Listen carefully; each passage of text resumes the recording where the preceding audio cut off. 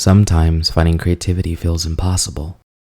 We are looking to share a vision, but it cannot be shared. We are looking to express ourselves, yet we can't. It's as if you're lost in.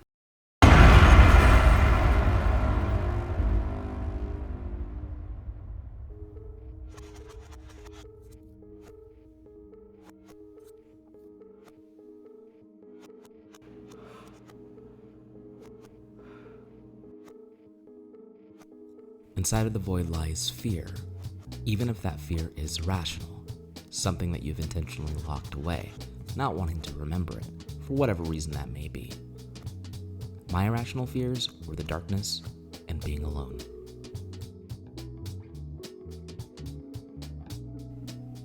Here's a little flavor context to explain why.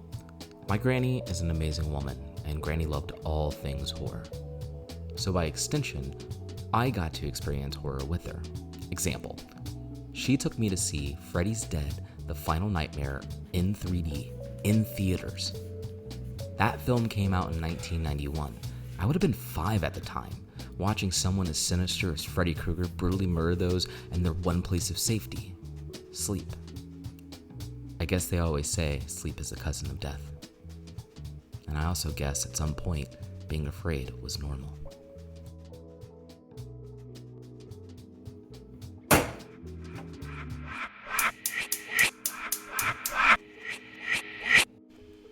Every weekend, Granny and I would go to Dave's Movies and More, a video rental store, looking for our next horror fix, staring at the amazing box art that only the late 80s and early 90s could provide, selling a blind man new ears.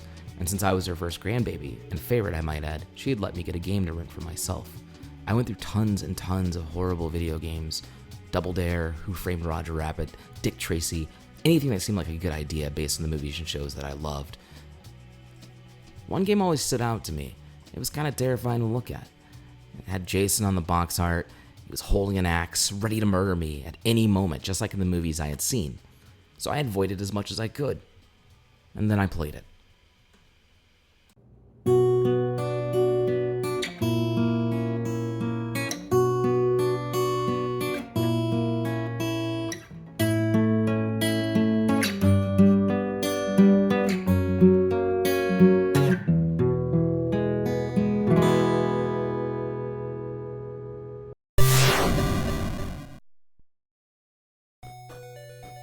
Friday the 13th is a survival horror game.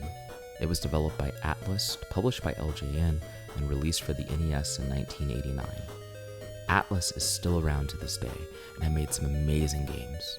From Persona, Catherine, and Shin Megami Tensei, their library is usually pretty amazing. However, not every piece of art that is created is good. This game it's kind of rough. You rotate between 6 camp counselors, each with their own attributes, which consist of strength, running speed, rowing speed, jumping height, and kill count. No, wrong kill count. Kill count is how many creatures you have to kill to find items, and those items will help you along your way. In the game, you have a few major tasks: keeping your counselors alive, keeping the camp children alive, and finally, killing Jason. Keeping your counselors alive can be tiring and difficult, and if one dies, that's it. You'll not be able to revive them. Not only do you have to survive the random zombies and creatures that the game throws at you, Jason can and will haunt you, taking away your health. And if he's not actively harming you, he's probably tormenting one of your inactive counselors or the children. So how? Well, he does it by entering the cabin that you or the inactive counselor or the children may be in. So you're gonna have to stop what you're doing, get into the cabin if you're close enough, or even switch characters, and fight Jason so you don't lose a counselor. How do you switch characters?